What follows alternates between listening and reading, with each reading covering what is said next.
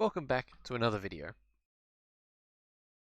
This time we're going to be learning about rearranging equations. Now in life, whenever you do something, there's always an opposite. If I touch my head, then my shoulders, then my knees, then the opposite would be to touch my knees, touch my shoulders, touch my head. If I was to go to the left, the opposite is to go to my right. So whenever we have a way to go forward, we always have a way to go back. In maths, if I was to have 4 apples and I was to take away 3, I'd have 1. The opposite would be if I have 1 apple and I add 3 apples, then I go back to 4. There's always a way forward and there's always a way back. Let's go have a look at a couple of examples to help you with rearranging equations.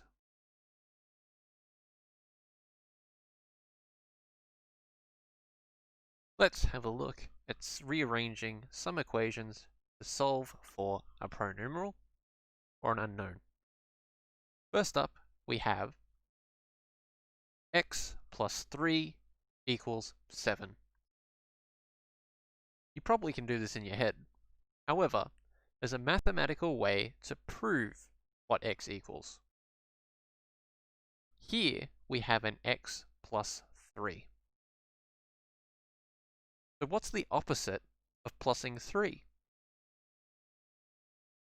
It's taking away 3. So what we're going to do is we're going to take away 3 from each side in order to solve for x. So we write x plus 3 minus 3 is equal to 7 minus 3. So what we've done is we have taken away 3 from each side. So these two 3's are going to equal 0, because 3 take away 3 is 0. So we end up with x is equal to 7 take away 3, which is 4.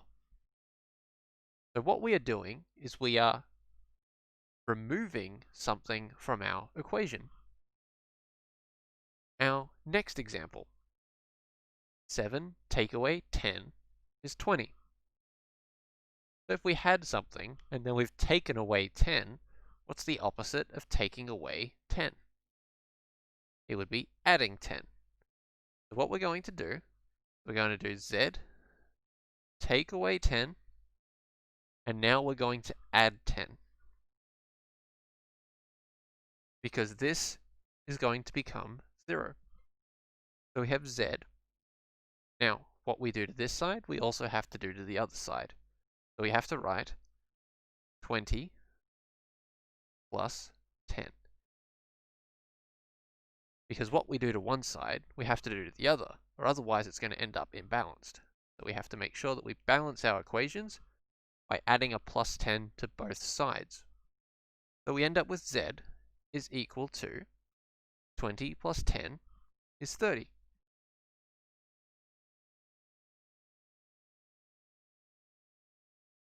So that's all there is to it. Pick the thing that we're doing and then do the opposite to both sides. Here we have 20 take away p. So what are we going to do here? Whenever we have a number out the front, there's always an imaginary plus there. So this has an imaginary plus. So we have our p. Now, when we're rearranging equations, what we want to do is we want to make our unknown, our pronumeral, the subject. Over here, we have rearranged this equation to make x the subject. So we are going to do that here. So what did we do with our 20? Well, we plussed 20. So we're going to have to take away 20 from both sides. So we have plus 20 then we're going to take away 20, and we've still got our p. The p must always be there. Take away p is equal to 17. Now we added a take away 20, so we need to add a take away 20 to this side as well. We end up with 17 take away 20. Now, our 20s are going to become 0 because we have plus 20 and take away 20. You have 20 balls to begin with, and you take away 20 balls, you've got no balls left. So we have negative p is equal to, now what's 17 take away 20? We're going to end up with negative 3. So if I ham 17 steps up, and I go down 20 steps, I'm going to be below the ground. So we're going to end up with negative 3. So now we have negative p is equal to negative 3. Now because there is a negative on both sides, we can get rid of it. So p is equal to 3. You probably could do these in your head. However, this is probably what happens in your head. You say, I have 5 and I need to get to 8. So what do I need? Well, I need 3 more. And in your head, you've probably done 8 take away 5 is 3. Let's have a look at a couple more examples where we're going to multiply and divide.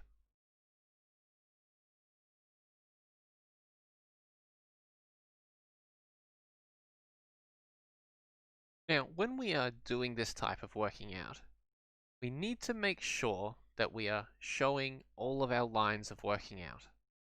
Things don't just magically disappear, and we need to know what's going on in your head.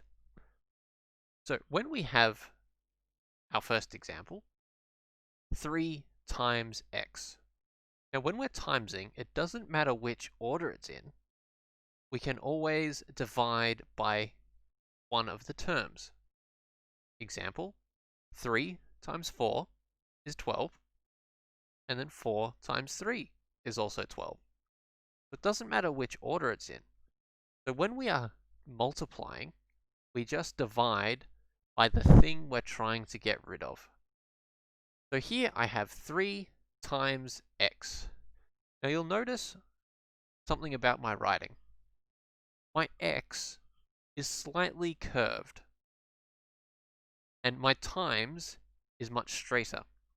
So when you're doing your timeses and your x's, make sure that they're clearly one or the other. So a times is a cross, and x has a bit of a curve to it. So let's do this problem. We have 3 times x equals 12. So what are we going to do to make x the subject? We have a times by 3. So what's the opposite of I nearly gave you the answer, multiplying by 3? Dividing by 3. So we're going to divide both sides by 3. Let's write that now. 3 times x divided by 3 is equal to, now remember, when we are dividing, when we do, now remember, when we do something to one side, we have to do it to the other. So we have 12, and we're going to have to divide that by 3.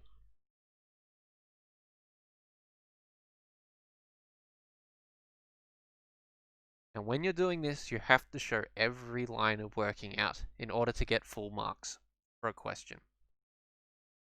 It's also good practice, and it'll help with your understanding.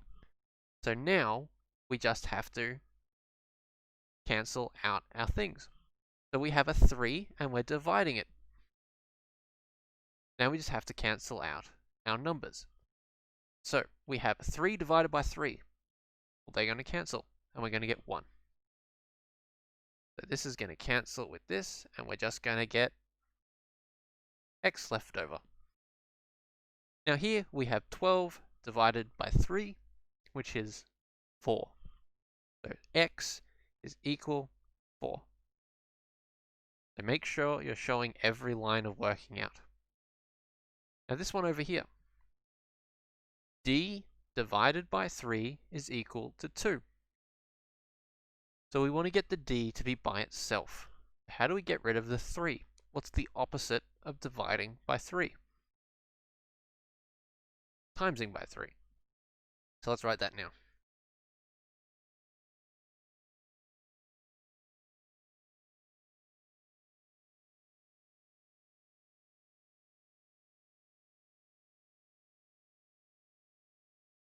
And remember, what we do to one side, we also do to the other. Now we can cancel out our 3's. So this 3 and this 3 are going to go away. So d is equal to 2 times 3, which is 6. So d equals 6. I have 2 lines here, 1 line for my working out, and 1 line for my answer. Let's do the last one. This one is a little bit tricky. We have 15 divided by r is equal to 3. Now, we have the opposite of divide. It's times. However, this is not r divided by 15. This is 15 divided by r. We're going to have to do this in 2 steps. We're going to have to move our r away, and then we can get rid of. So we're going to move our r. We're going to the other side, essentially. There. So we're going to move the r to the other side, and then we're going to rearrange and solve. So what we do here is we do 15 divided by r times r, which is equal to 3 times r. Now, this has gotten rid of our r here. So now we are just left with 15 is equal to 3 times r.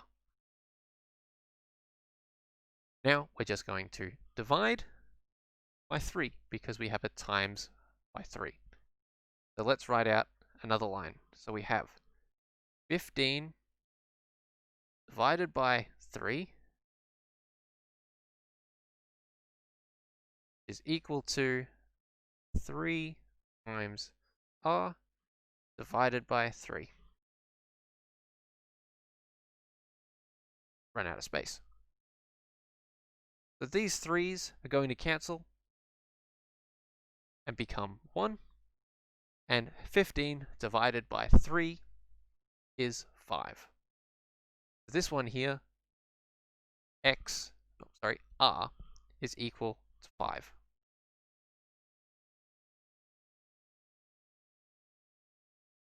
So this one over here requires a couple of steps. It involves us moving r to the other side, and then just solving like we normally do over here. But this is only when our pronumeral is on the bottom. Good luck with those questions, and I'll see you in the next video.